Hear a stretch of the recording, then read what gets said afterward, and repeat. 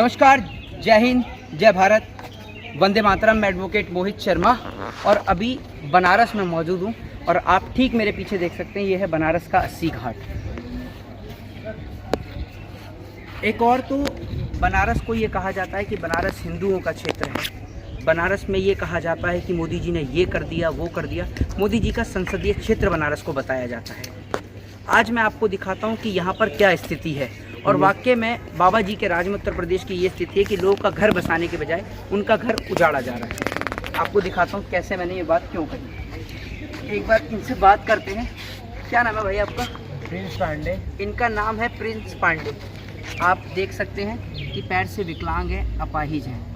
बड़ी बात ये है कि ये सिर्फ वजन तोलने की एक छोटी सी मशीन इनके पास दिख रही है। इस छोटी सी मशीन से सरकार को, शासन को या प्रशासन को क्या तकलीफ हो सकती है, जबकि अगर आप बाहर रोड पर जाके देखेंगे तो इतना अतिक्रमण दिखेगा कि आप सोच नहीं सकते। दिन में इस रोड पर आप पैदल निकल नहीं सकते। लेकिन उस अतिक्रमण को हटाने की सरकार कोशिश इसलिए नहीं करती क्योंकि कहा यह जाता है, और मुझे कुछ लोगों से पता भी चला है, कि वहाँ से कुछ पैसा पुलिस, शासन और प्रशासन तक सब तक पहुँचाया जाता है। तो प्रिंस भाई, अभी आपने बताया आपको यहाँ क्या तकलीफ हो रही है?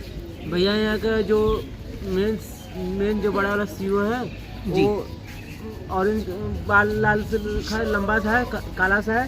वो हमको जब भी आता है, जब रोज वो परेशान करता है। यहाँ दुकान हटाओ, यहाँ पे हटाओ। चौकी इंचार्ज भी नहीं बोलते हैं यहाँ का। 80 चौकी का इंचार्ज भी नहीं। छोटी सी बात आप ये देखिए, ये छोटी सी मशीन है जिसमें वजन तोला जाता है और वो इस बैग में ये रख लेते हैं। नाम है इनका प्रिंस पांडे। विकलांग है, अपाहिज है, किसी से भीख नहीं मांग रहे, सिर्फ यहाँ वजन तोलते हैं और उससे जो भी पैसा इनको मिलता है दिन भर की आमदनी से, उससे ये अपने परिवार का गुजर बसर करते हैं। बड़ी बात तो ये है कि इनको पुलिस ऑफिसर के द्वारा यहाँ से हटाया जाता है कि अपनी दुकान हटा लें। पहली बात तो मुझे ये समझ में नहीं आ रही है कि दुकान क्या है, कौन सी दुकान है। और बड़ी बात आप ये देखिए, कमाने का जुनून जब आदमी में हो ना, एक आदमी तो वो होता है जिसमें कमाने का जुनून ही नहीं होता, वो तो भीख मांग लेता है कटोरा लेकर। और मैं किसकी बात कर रहा हूँ ये आपको अच्छी तरीके से पता है। जो व्यक्ति कहता है कि मैंने 35 साल भीख मांगी है, लेकिन कुछ लोग ऐसे होते हैं जो खुददार होते हैं, उनको भीख नहीं मांगते, उनको अपनी मेहनत मजदूरी का पैसा चाहिए। तो उनमें से एक है प्रिंस पांडे, जो कि बनारस के 80 घाट पर जब आप उतरेंगे तो आपको यहीं बैठे दिख जाएंगे। और अभी रात का टाइम हो रहा है 3:10। 3:10 पर मैं इस वीडियो को बना रहा हूँ। और बड़ी बात तो आप ये सोचिए कि रात के 3 बजे भी ये व्यक्ति यहाँ पर बैठे हैं और सुबह मेरे ख्याल से इनके फादर यहाँ पर आकर बैठते हैं, है ना? नहीं, हम अपने अगले आके बैठते हैं। पापा भी आते हैं, बुजुर्ग हैं वो भी। अच्छा। तो यहाँ करिए 85 साल की उम्र हो गया उनका, मम्मी का 60 साल का उम्र हो गया। बताइए तब माँ बाप 60 साल की माता जी की उम्र है और 80 साल की उम्र इनके पिताजी की है। और बड़ी बात यह है कि अपने माँ बाप के कितने भाई बहन हैं आप? हम लोग 3 बहन, 1 भाई। ये एक अकेला लड़का है जो कि मेहनत मजदूरी करके अपने माँ बाप को पाल रहा है। बड़ी बात तो आप ये देखिए कि शासन और प्रशासन को इतनी समझ नहीं है और इतनी शर्म भी नहीं आती कि एक व्यक्ति जो कि शारीरिक तौर पर विकलांग है लेकिन मानसिक तौर पर जीवित है और मेहनत कर कर कमाना जानता है, कहते हैं कि ये गेट से हट जाओ, गेट से हट जाओ। गेट से कहाँ जाए भैया बताइए? एक बात आप मुझे बताइए, जब आप यहाँ पर सुबह आके देखेंगे ना तो आप यहाँ देखेंगे कि इस रोड पर इतना सारा अतिक्रमण है। तो ये प्रिंस पांडे, जिनकी पिताजी की उम्र 80 साल है, माताजी की उम्र 60 साल है, और आप ये सोचिए ये अपने माँ बाप के इकलौते बेटे हैं। क्या शासन प्रशासन को इतनी भी शर्म नहीं है कि एक अपाहिज व्यक्ति जो कि शारीरिक तौर पर भले ही विकलांग है लेकिन मानसिक तौर पर अभी भी जीवित है और मेहनत करके, परिश्रम करके अपना और अपने परिवार का गुजर बसर करने को तैयार है, लेकिन सरकार ये कहती है, यानी शासन और प्रशासन ये कहता है कि अपनी दुकान यहाँ से हटा लें। पहली बात तो इनकी कोई दुकान नहीं है, एक छोटे से गमछे पर बिछाकर ये बैठे हुए हैं। एक छोटी सी वेट की मशीन है इनके पास में और ये छोटा सा बैग जिसमें ये आ जाती है। रात के 3 बजे तक बैठे। कितने बजे आते हो आप यहाँ पर? भैया 4 बजे आते हैं, शाम को 4:30 5 बजे। शाम को 4 बजे लगभग ये आ जाते हैं। और कितने बजे तक बैठते हैं? 3 बजे तक भैया। रात के 3 बजे तक। हाँ। रात के 3 बजे तक ये यहाँ पर बैठते हैं, शाम के 4 बजे से लेकर। अब आप ये सोच लीजिए कि, लेकिन एक बात आप मुझे बताइए, सरकार की तरफ से कोई सुविधा, कोई लाभ, कोई पैसा ऐसा कुछ मिलता है? भैया वो भी गाड़ी हमको नहीं मिला ना, गाड़ी कुछ नहीं मिला भैया, गाड़ी कुछ नहीं मिला। पेंशन भी रुक रुक के आ रहा है बड़े भैया। पेंशन भी रुक रुक के आ रहा है। मुझे लगता है इन सब की पेंशन तभी आएगी जब नीरव मोदी वहाँ से काला धन लेकर आएंगे।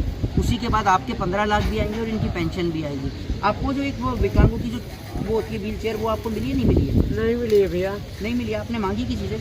मांगे हैं तो मिला ही नहीं। का एक एक भैया ने कहे थे कि दिलवाएंगे, नहीं दिलवाए आज तक। अच्छा, नेताओं की जेब भरने से अगर फुर्सत हो तो इस देश के गरीबों पर भी कोई नजर जाए, लेकिन बड़ी बात तो ये है कि देश के नौजवान और देश के नेता बिजी हैं देश में हिंदू और मुसलमान करने के लिए। इस बनारस से बहुत बड़े बड़े मुद्दे, ये बनारस वही धरती है जहाँ पर आप ज्ञानवापी का मुद्दा सुनते होंगे, ज्ञानवापी मस्जिद यहीं पास में ही है। ये बनारस की वही धरती है जब से योगी की सरकार यहाँ पर आई है, मोदी जी की सरकार यहाँ पर आई है। आपको यहाँ बहुत सारे हिंदू मुसलमान के मुद्दे दिख जाएंगे, लेकिन इन गरीबों की कोई बात नहीं करता, इनकी कोई चर्चा नहीं करता। और ये यहाँ पर सिर्फ अकेले नहीं है, बहुत सारे लोगों को आप देखेंगे ना तो इस घाट पर लोग सोते हैं रात में, उनके पास घर नहीं है, सर ढकने को छत नहीं है और वो यहाँ पर घाट पर सोते हैं। तो ये हमारे देश की असल स्थिति है जिससे आपको रूबरू नहीं कराया जाता।